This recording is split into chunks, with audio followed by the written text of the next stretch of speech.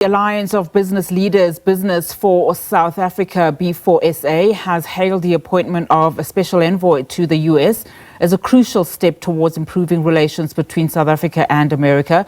Yesterday, the Presidency announced the appointment of Mcebisi Jonas as the special envoy to advance South Africa's diplomatic, trade and bilateral priorities and lead negotiations with the United States. Dr. Thelela Ngcetane-Vika is an international law, security studies and global governance expert from the Wits University School of Governance, and she helps us to unpack this appointment. A very good afternoon to you. Thank you so much for your time. Just help us place how significant this appointment is of Mcebisi Jonas as the special envoy then to the US.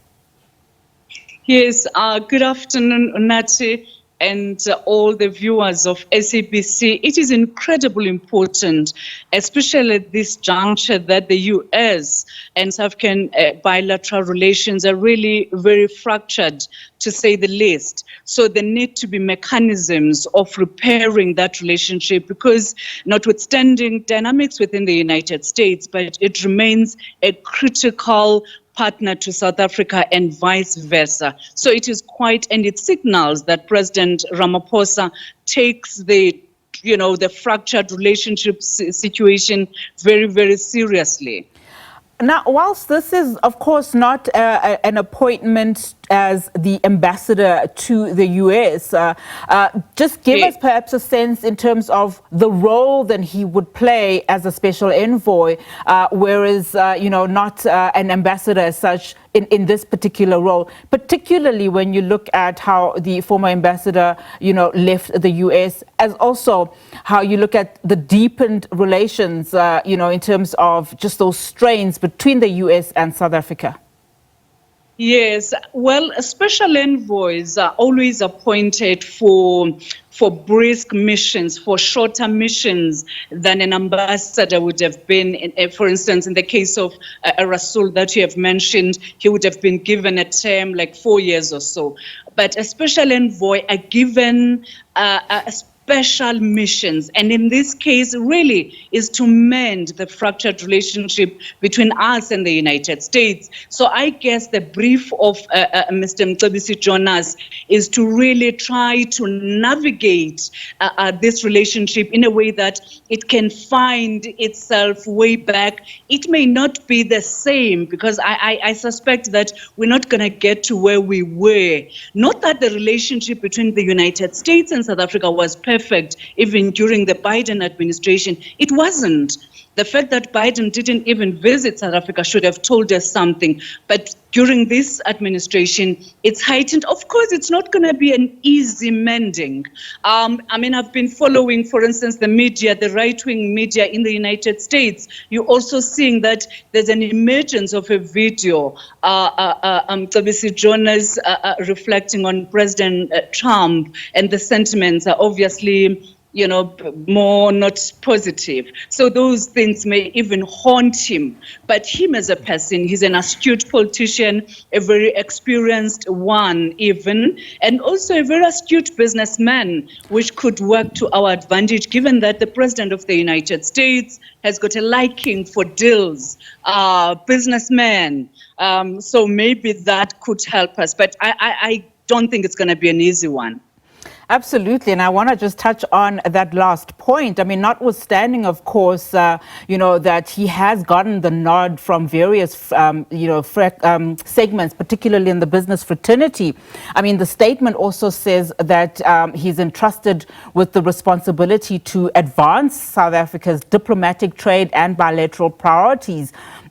He will lead negotiations, it says, foster strategic partnerships and engage with U.S. government officials as well as private sector leaders, to promote South Africa's interests. But as you said, it's not going to be an easy one, particularly because President Trump still believes that South Africa is, significantly doing bad things in this country, particularly to the Afrikaners. He continues to say on Twitter platforms or social media platforms, you know, that how can he be expected to come to South Africa for the G20 summit later on this year when South Africa is doing these things? I mean, I think difficult one is an understatement. It is going to be a mammoth task that he's going to be facing.